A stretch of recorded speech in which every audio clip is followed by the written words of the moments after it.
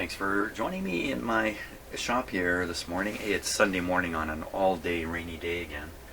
Yesterday was a beautiful day. Hey, it was yard sale day. It was Saturday yesterday. So you're looking at the remnants of part of one of my yard sale buys. You know, last week I was really lucky and I picked up these two power supplies here. And I really thought to myself, how can I top this? Well, I think I topped it. So this is the battery pack, which I was discovering is no good after chopping it all apart and the like. Battery pack to what? Battery pack to a Roomba. A Roomba, one of those vacuum cleaners that runs around your, vacuum cleaner Roomba. Well, the battery pack's no good. No surprise. No surprise. So here's the thing. I'm going to tell you what I paid for the Roomba. Oh my gosh. $15. $15 for a Roomba. It's an older model.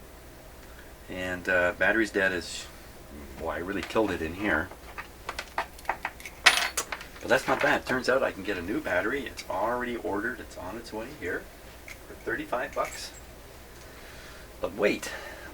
Order now. You don't get one Roomba. You get two. That's right. 2 Roombas for the price of one. I got 2 iRobot Roombas, I guess is the right word, Roomba, for $15. Can you beat that? Anybody? I challenge you all. Come and beat that. So got to add in 70 bucks for batteries. So total price, say $100, not even $100 for 2 of them. Fantastic.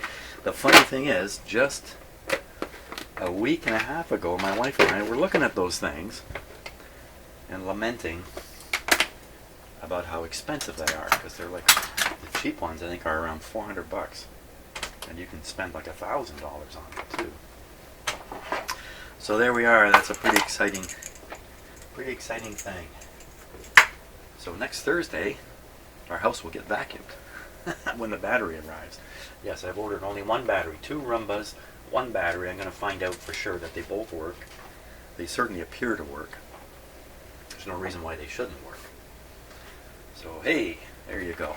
Now we're all cleaned up. Now back to this radio here.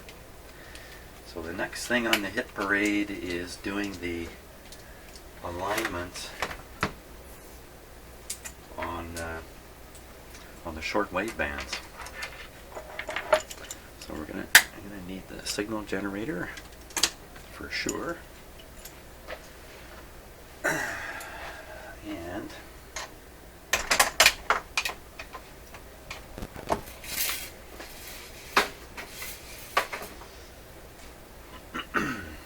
let's turn this baby on here.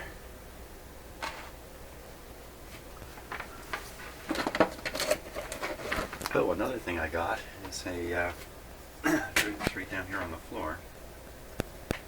This backup supply here.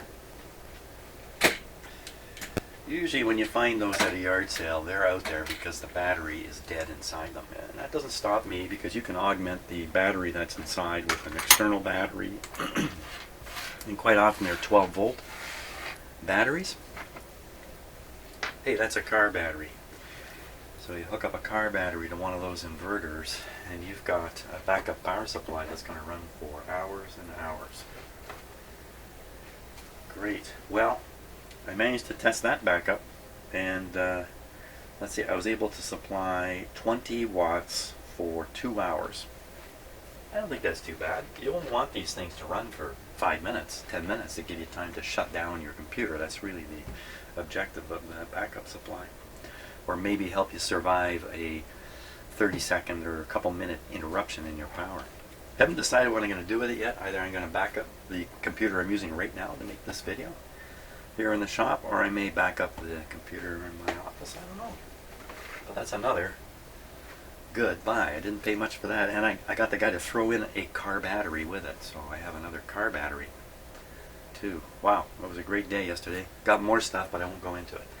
Now, we were going to turn this radio on, see if I can just contain all of my excitement. Okay,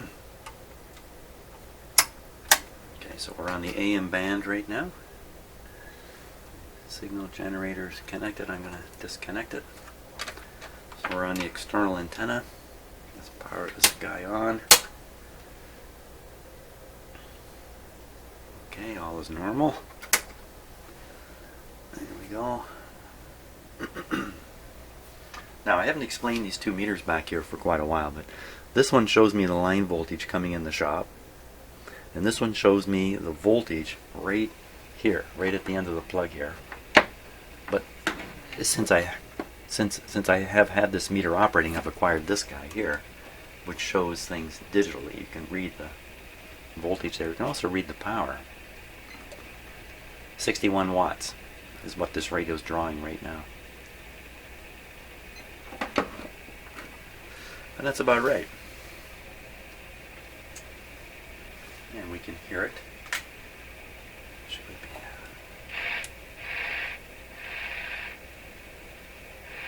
Okay, so we're still on the AM band. Let's go one shortwave band up. So we're on the 6. Actually, this thing reads this way. 6 to 6.2. And we're not likely to hear much on this at this time of day.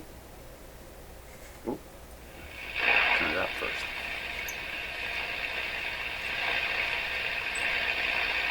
There's one local shortwave station out of Toronto at I believe it's 6060, 6.060 megahertz. Somewhere in this range. We're not likely to pick it up. Actually, 605, 606 would be. You know, I just noticed, I hadn't noticed this before, but these are the actual broadcast bands, shortwave broadcast bands. So this again is a radio with a broad band spread.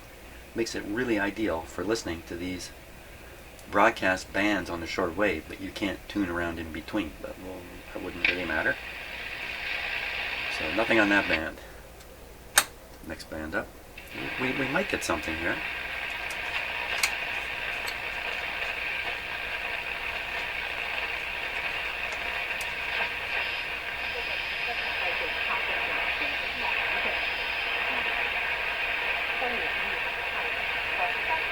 Chinese.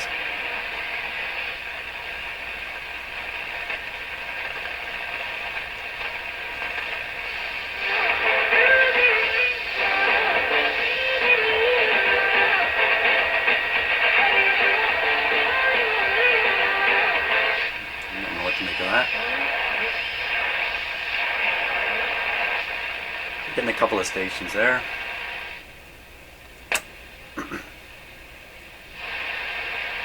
12, no, 11.6 to 12.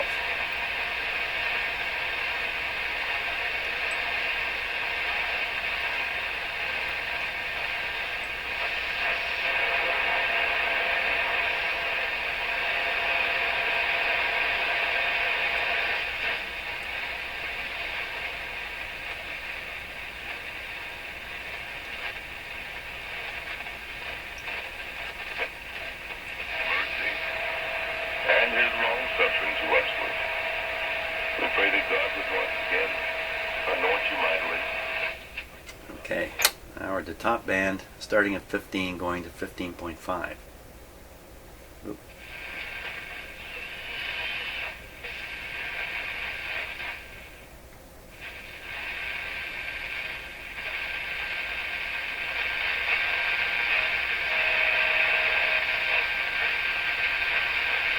I'm listening for WWV very carefully.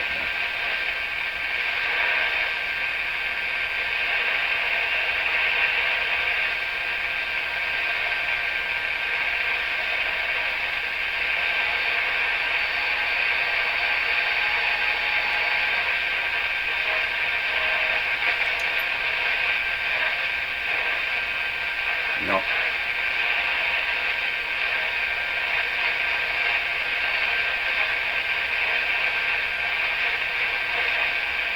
You should pick something up.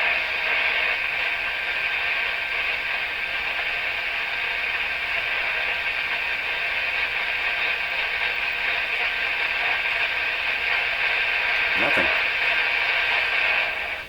Okay, a little surprising. I thought we'd get something on 15, but you know, it is only, according to the clock, 8:38. See, it says 7? Don't believe it. It's actually an hour later. So it's early in the morning still. Okay. Shortwave alignment. Let's get a look at the instructions here. Okay, so here's the alignment instructions. We're down in this bottom area here. So we just take a look through here. One things we can note here: dummy antenna, 400 ohms. So I have a 400 ohm resistor ready to stick basically across the antenna terminals. This is all pretty straightforward stuff. This, I don't know what this is. Lineal deviation plus 1/8 of an inch. 1/8 of an inch. Lineal deviation. Now the word deviation is used again up in this paragraph. Somewhere. Here it is here. Which are tuned in on specific receiver band and deviation from calibration noted. So I don't know. I don't know what this means. Receiver tuning. These must be all the oscillator adjustments here. Be all these C9 TTT. The last two things: maximum sensitivity in the middle of the 6 megacycle band. So the peak, intermediate, stage, and antenna. So these last two should hopefully peak up the radio. So the first ones are just setting the front dial, basically. So now there's a note down here. This last note right on the bottom of the page here. The dummy antenna must be non-inductive, preferably that using isolantite sleeve and metal ends. Okay, so up to this point I'm reading resistor, yes, non-inductive, no wire wound. Can't use a wire wound resistor is what it's saying here. And then what? Isolantite sleeve. So this is kind of like a little porcelain tube sort of thing. Isolantite sleeve. Isolantite. And metal ends. So I have no clue what they are talking about here, but it doesn't sound to me like a resistor. So, but what else can I do? I'm going to stick a resistor on there, and we'll be pumping in the signal. Okay, so here's the resistor here that I picked. It's I don't have a 400 ohm resistor. I have a 390 here, which we'll put on.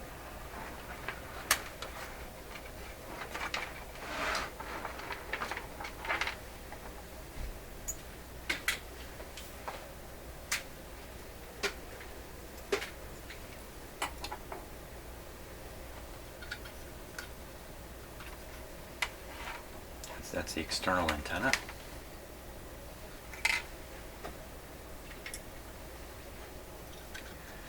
Yeah, just going back to the Roomba battery. You saw it all in pieces. It took me an hour and a half to get to that stage of having it all out. Tube's hot. Having it all apart on my bench and ruined, basically. But you see, because I got two Roombas, I got 2 Roomba batteries. So while I messed around with one, the other one remained intact. But like all those battery operated stuff, like power tools, all those things, those batteries quit after a while, especially if you let them go flat and that kind of stuff. And they're designed to be used. Come on. Okay, got that on there.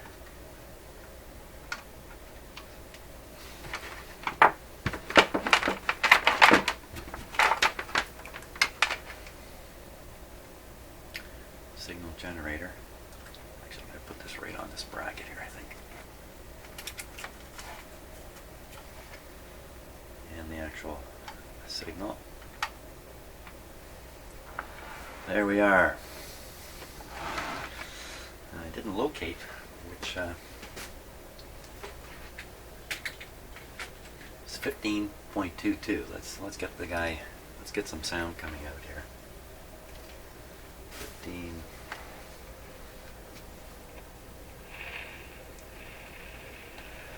Okay, so we're. Oh, heck! What was that? I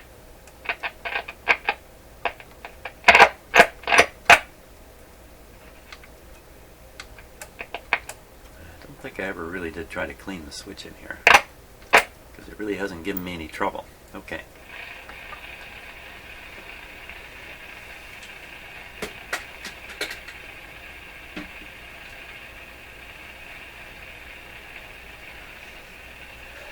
So we are tuned to, supposed to be tuned to 15.22. Why 2.2? That's weird. It's dead center of the band, I bet. So that's 15.2. Maybe I'm just making up the extra 2.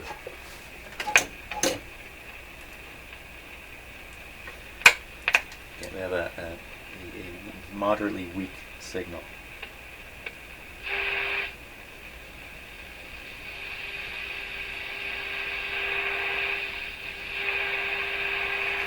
So, I'll hook up my other meter here.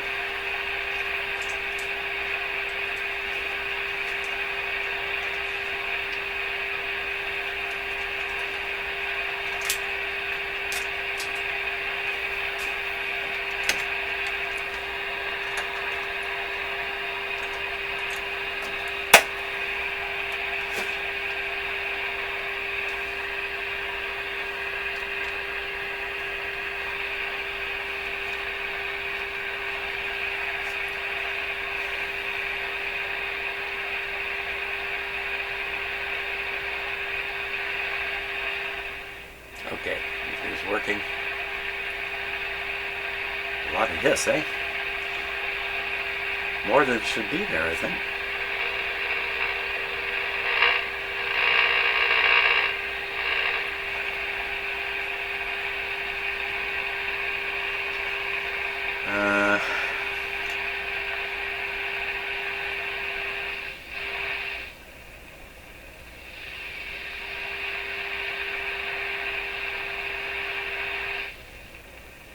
Interesting, there's so little hiss off when it's tuned off, and as I tune it in, it brings in a whole bunch of hiss.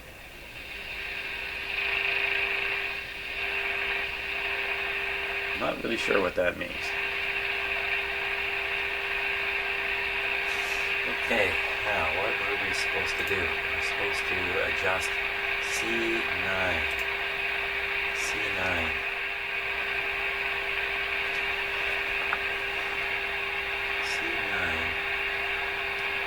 Is this one.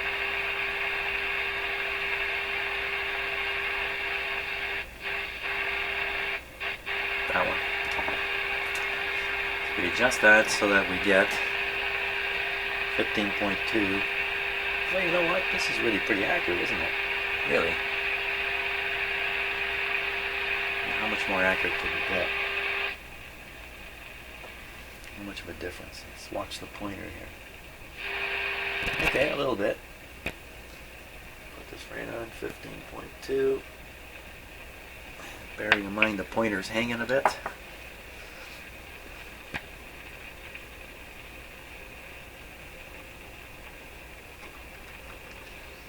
You don't want a metal screwdriver to slip.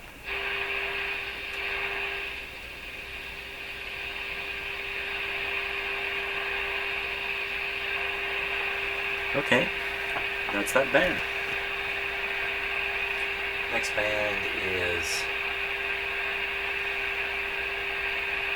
well, oddly enough, now we jump down. It's surprising. Jump down to the jump down to the other end of the shortwave.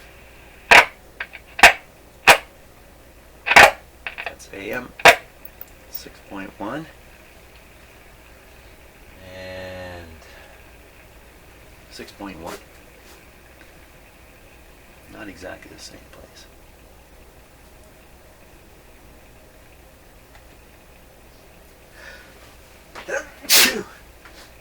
Excuse me.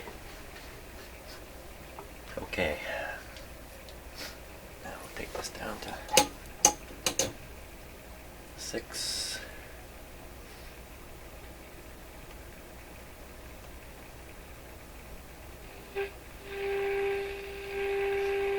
So that should be 6.1 and it's 6.05.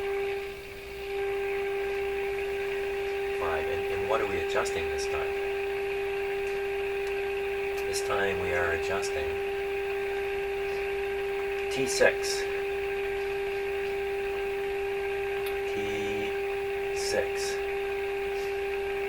T6 is the inside corner, under the inside corner of the transformer. This one? Didn't I already do that?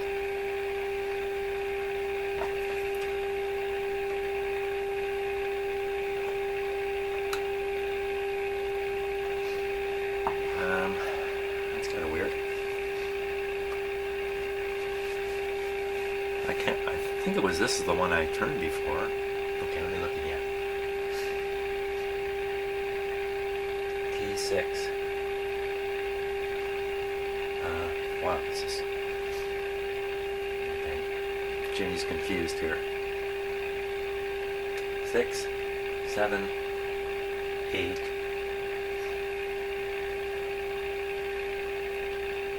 9 and 10. 6, 7, 8, 9, 10. 6.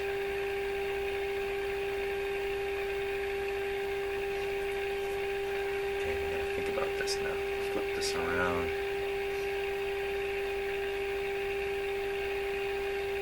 So moving forward on the back of the radio on the outside row of these coils. 6, 7, and 8. 9 and 10.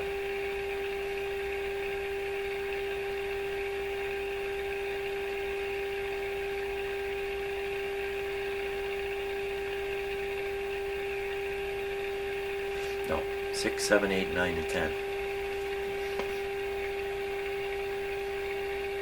Why did this have no effect? And I'm sure I did it on another. Oh my gosh.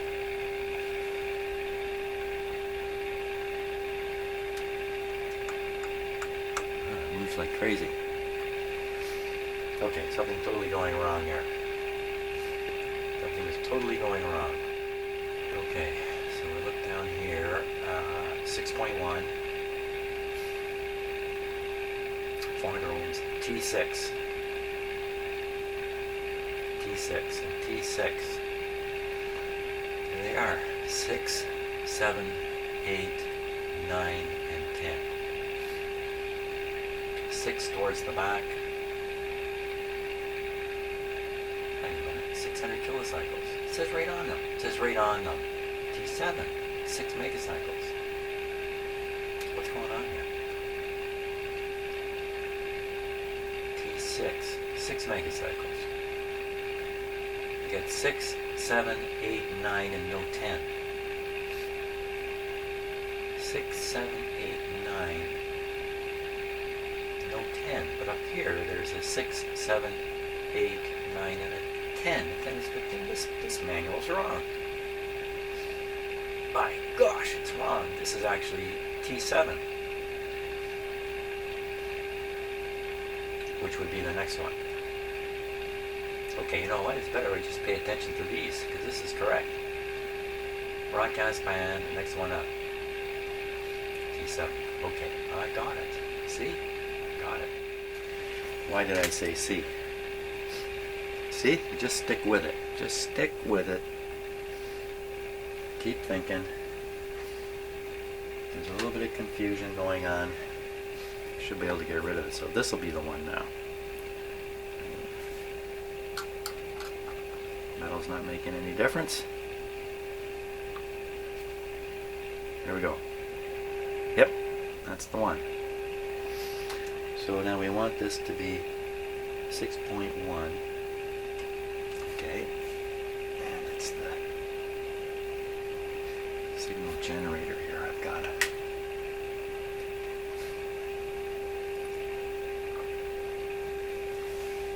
Okay, towards 6.1. Now we'll find which way. Long ways.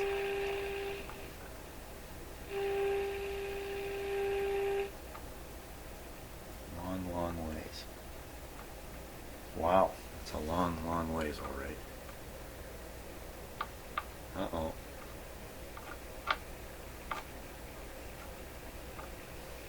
That's not boding very well. Where are we?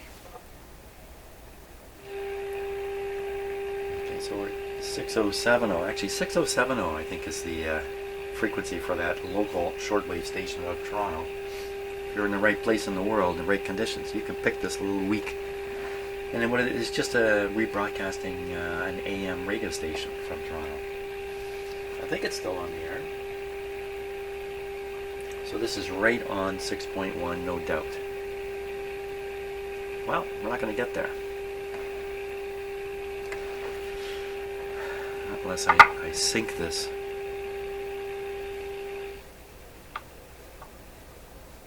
Right down as low as I dare. That's as low as I dare. Where'd we get to?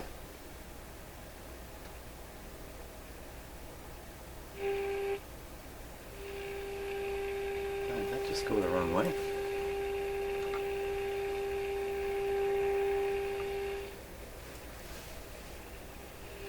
Hey.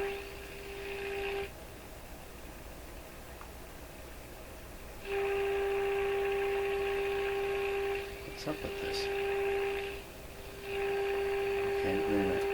Okay, so we're at 6060. Back this out. I think it should go down.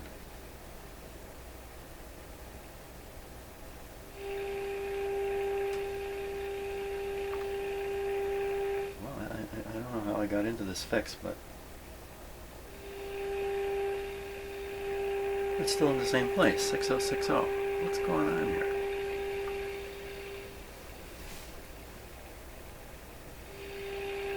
Now it's going back down.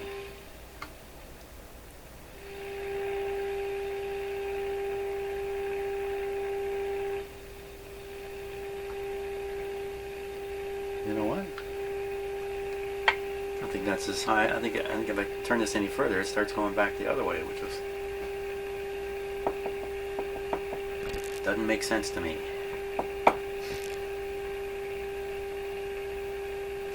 Well, there we are anyway. That's where we're going to get on this band. Okay, next band up.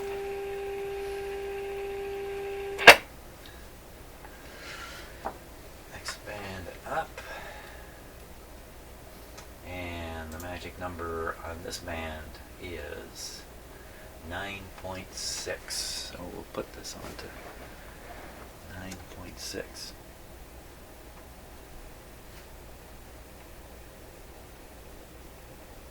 Okay, there's 9.6. Pretty quiet, eh?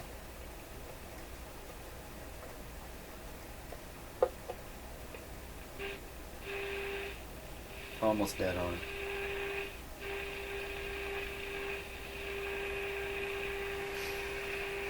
9.6. How far out is that now? Well, it's not the way to do it.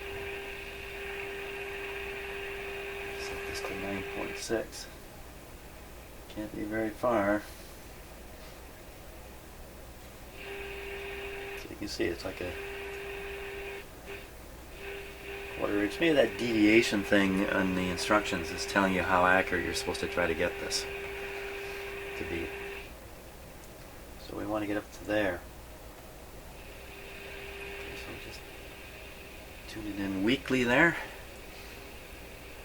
Let's hope this guy will go. Here we go.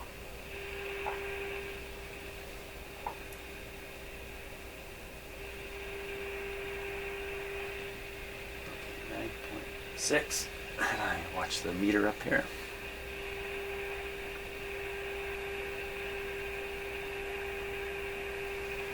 That's good. Next band. And the number they want to use is 11.8. I think it's just about exactly there. There's 11.8. Okay, we'll go up to 11.8.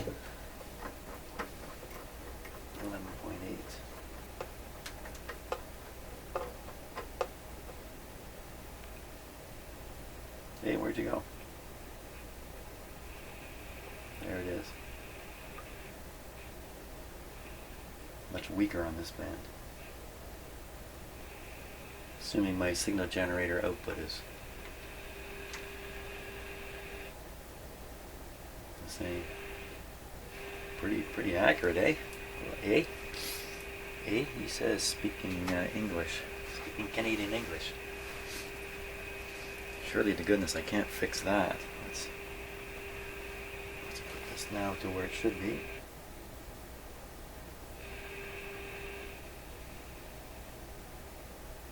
That's 11.8.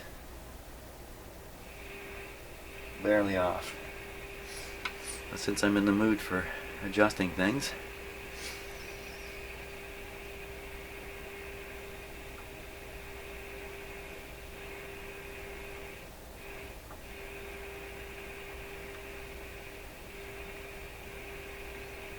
there we are. 11.8.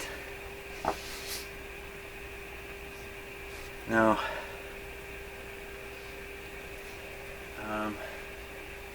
next band up is 15 again. I did the 15. So from here, we're now doing C7 and C5 to peak things. In the middle of the 6 megahertz band.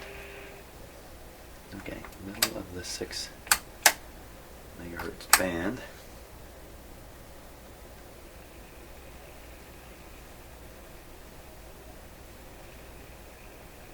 Be the middle.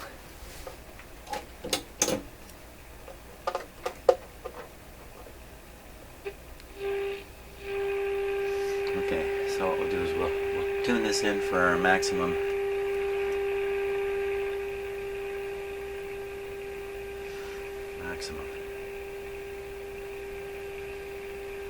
There's the maximum right there. Now we want that to go up by turning C7 and C5. C7 and C5. C7 and C5. Here's C5. Shortwave antenna, all bands. C7.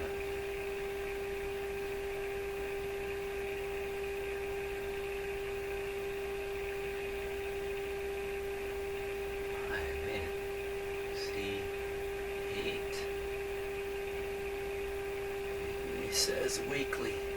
Where's C7? Right. C7, C5. C5.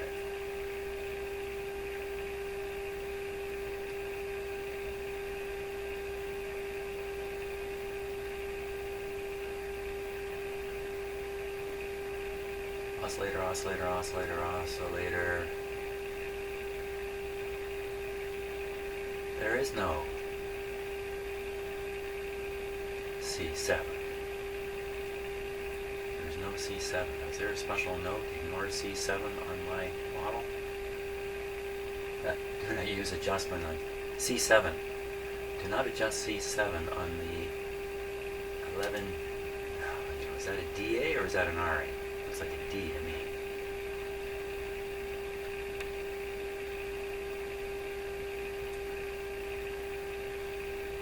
11RA, 11DA. Well, maybe this is wrong too. Maybe that's actually an R. It looks funny, doesn't it? So we'll assume we can't do this. So C5 is all we're left with. C5. Okay. Okay. I think I got it. So C5, I think it's going to be this one.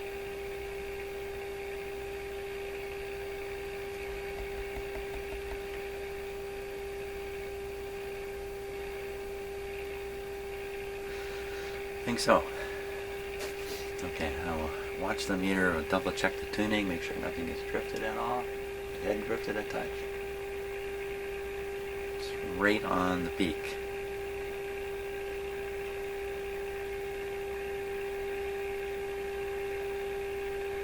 Got a little wee bit more of that.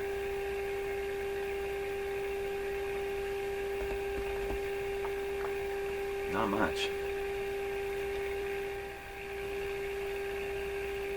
C7. C7, let's look for that on the schematic here.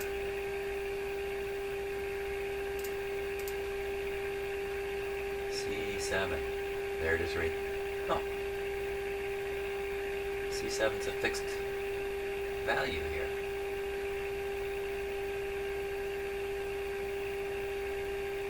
Well, now there's C5.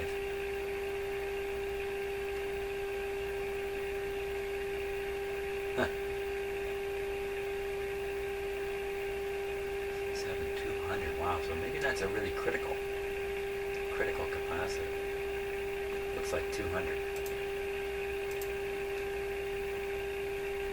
You know what? The entire signal coming through here goes through that capacitor to get to the grid. C7 to the grid cap.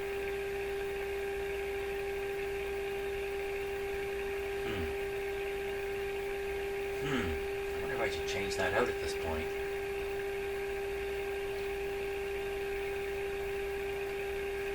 Well, let's listen to the radio and see how it's working now.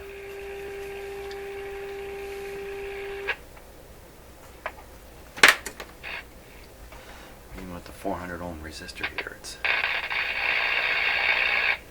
a hot radio. She's a hot one. Okay, let's hook up the external antenna. You know what I might do at this point too is bring in a ground and experiment with that a little bit. Okay, volume down.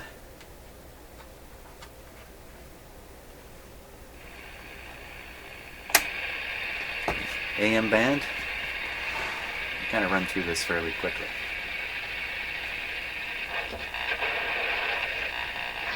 Just by the way, that sound there, boy, that really sounds like something I used to hear on shortwave.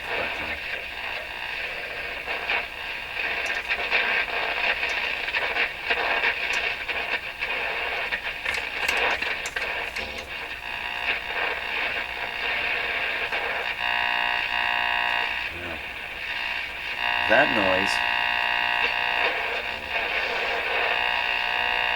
I don't know what that is, but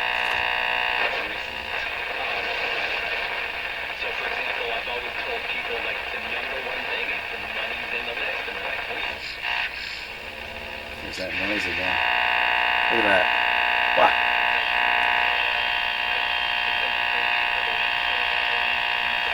That's got to be something here in my shop doing that.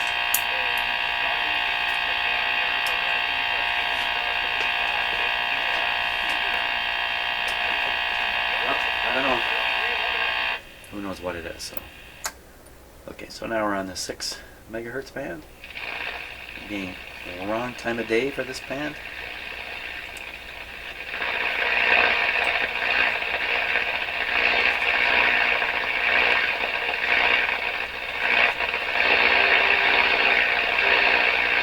You know what that is?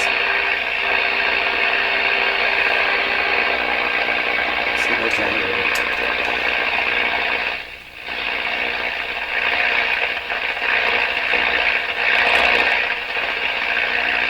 Nothing there. 9, we should get some stuff.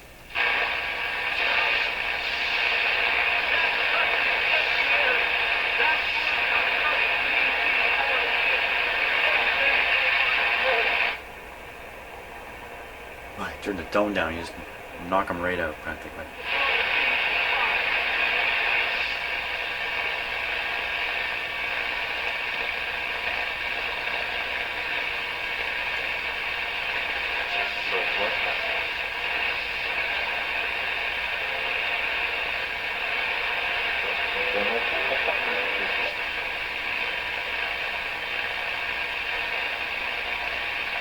Now the band spread makes this radio really, really useful, because even if you aren't so hot on shortwave, and believe me, if you're really hot on shortwave, you're not liable to be listening to it with this radio. But assuming you have this radio and you don't know much about shortwave, but you sure like tuning around and seeing what you can find, no matter where you turn, no matter which band you pick, you're in the middle of a broadcast band. You're in the right spot on the dial, so to speak, to pick up broadcast. If you have a more general coverage shortwave radio, the individual broadcast bands aren't spread out on the dial. They're little spots along the way. And now you need to have a lot more knowledge about where to tune to pick stuff up. So this, I don't want to put it this way, but this radio is a little bit idiot-proof in that respect. That's good for me. No wonder I like these radios so much. Next band up. Now this is the one that, this one should be pretty good.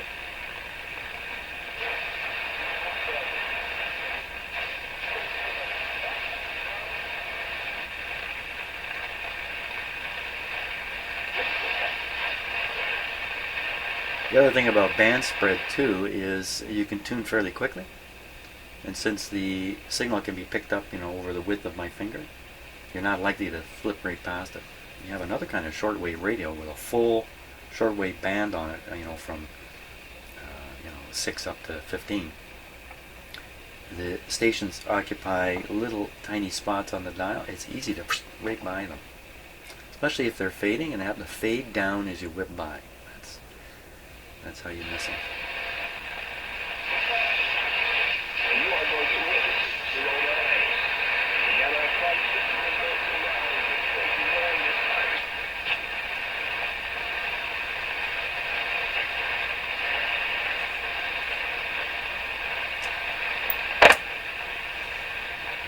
Top now, 15. Martyrs had been profusely out of the persecution of the pagan Romans. A shrine was erected in her honor. There you are. That's what this radio can do with a strong signal. There, too, tradition tells us, 3 annual feasts were kept in her honor. And was not widespread acclaimed in the West, however, until the 8th or 9th century. But when Pope Urban VI established her feast day for the Universal Church in 1382, devotion to the saint spread far and wide. In the Middle Ages, she was honored with acclaim, as paintings, manuscripts, and art in every form indicate. Today she is loved in Europe and in the New World, especially in Canada, where the Shrine of St. Anne de Beaupré in Quebec City attracts pilgrims who reach the 1 million mark annually. Although St. Anne was thought originally to have been buried in Nazareth and later in Jerusalem, it is generally agreed that her body was carried by some disciples of Christ to southern France sometime in the 1st century. Here, her pious remains are supposed to have been taken to the town of Apt, not far north of Marseille. The first bishop there, St. Austin.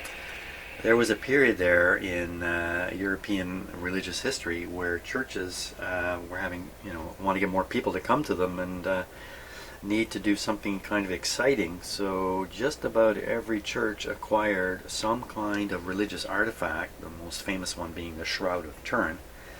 And then they would have their artifact. You could come to that church to see the artifact.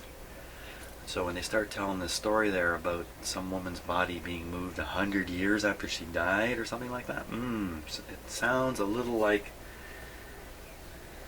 a promotional deal for some church. Anyway, I don't really know, but that's what goes through my head.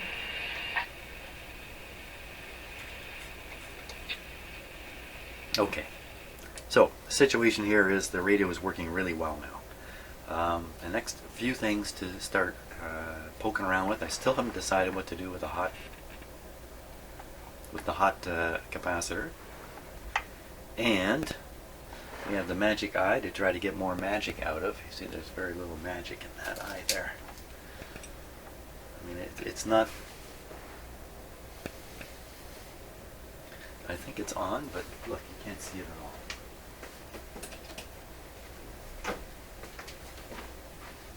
Barely see it. If you turn all the lights out, you can kind of see it there. Well, that's just not good enough. When the panel lights go back in, I got quite a few lights to replace. This is going to brighten up, and it's going to overwhelm this again. So now there's a chance the eye is dull, not because the tube is bad, but because of a particular resistor, which is a 1 million ohm resistor you find in these circuits. And often that resistor, see if I can show this to you here. That resistor, wow, can you see in there?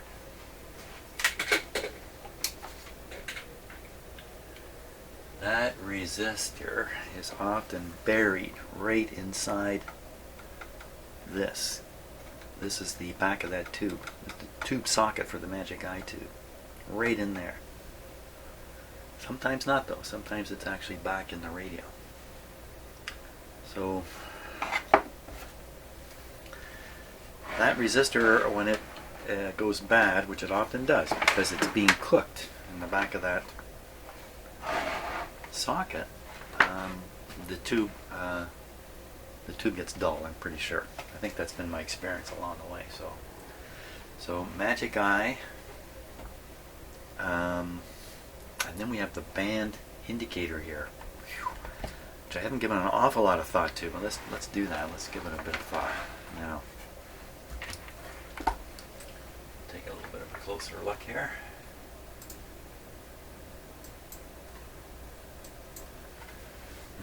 Looks like the focus is up really tight.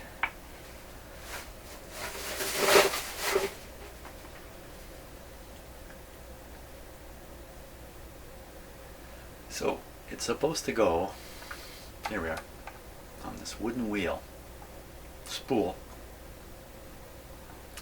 and be pulled along by this wire here.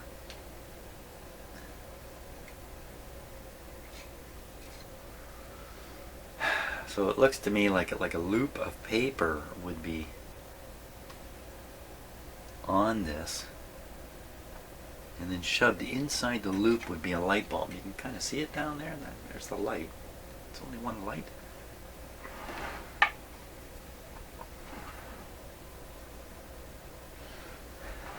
I'm going to turn the radio off before I stick my fingers in the back of it by accident. And I'll need realignment after if I do that. Okay, so here's the lower wheel. There's a light bulb there. Another bulb here. Oh look, they're not the same type. They're both burned out. They're not right up in front of these holes. They're down a little bit. I'm trying to cast an even light across them. How am I going to arrange this? I got to like put a paper strip on here and then somehow attach the strip to the wire. See that little wait a minute here. There. That wire there. Let me move the band switch. You'll see it move. See that thing? That's the attachment point. I bet you this was done with tin or something like that. Tin foil. And because the metal would be completely light blocking. Paper or tin foil. Or foil of some sort. What else could it be? I mean, it can't be a plastic strip. There wasn't such things back then. I could do that though.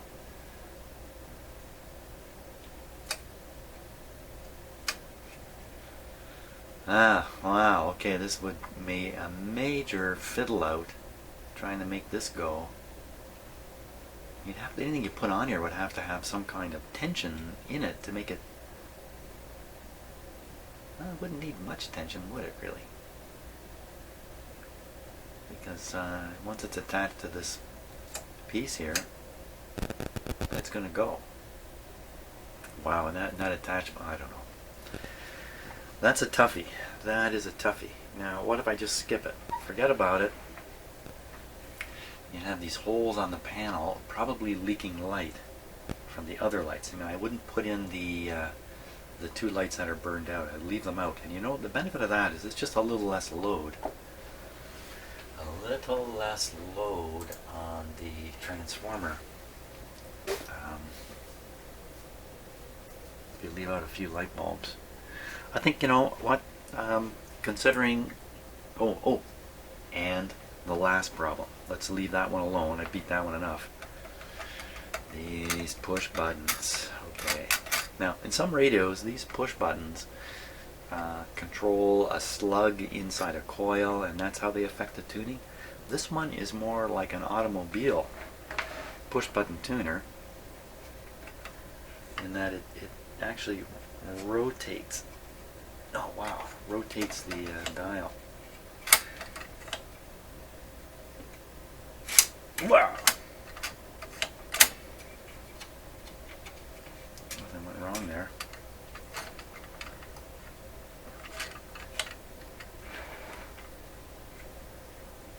That's incredibly awkward to do. Wow. Holy smokes, this is crazy stuff.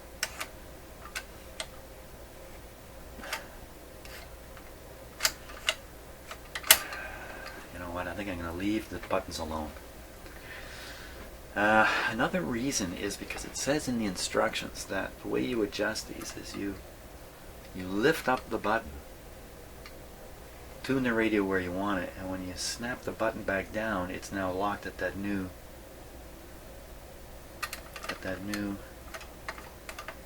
setting. But so I think what we've got is we've got a slider that locks and unlocks from the push lever. So you tune the radio. When you lift this up, it separates the lock between the lever piece and the slider that's moving the thing. So you lift this up, you unlock these, you tune the radio. When you lock it back, this is now locked to here, and presto, you've tuned it. If you followed that, I'm impressed. And one of them is falling out there. So I think somebody has peeled off the top buttons and they're gone. A very strong instruction in bold print. Do not... Like this is just a really ugly front. I mean, who would build a radio like this and then this is the front of the button? So I think something slides over top of this, or lifts up or something. Not this piece itself. This is supposed to be in here.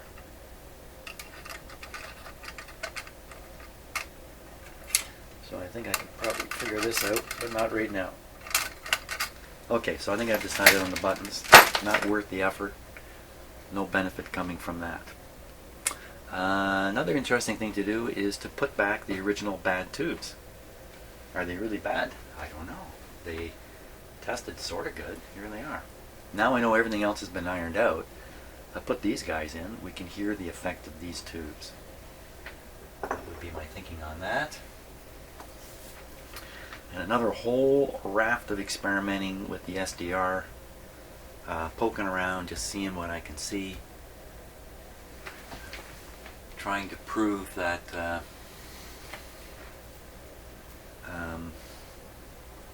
everything is lined up properly. Try a little flashlight go here. Very curious hole right here.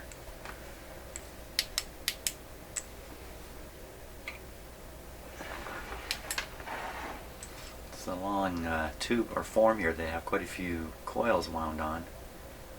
For some reason there is an opening here, as if there's something in there to adjust, but there isn't. I can see right through. Don't know why they arranged it like that. It's very suspicious. Not a problem though. So, okay, so what do we got now? Running down again. Buttons? No, forgetting about those. Band switch? No, forgetting about that. Magic eye, certainly gonna try and fix that. Swapping out the tubes at the back for fun. Still got these capacitors here, which I'm more and more convinced I should just leave them alone. Everything's working fine. That's what's left on it. Not much more. Of course, then I have the whole cabinet. Well, actually I got a part of the cabinet I'm thinking about fixing. Okay, thanks so much for watching and listening to me babble there at the end. See you on the next video.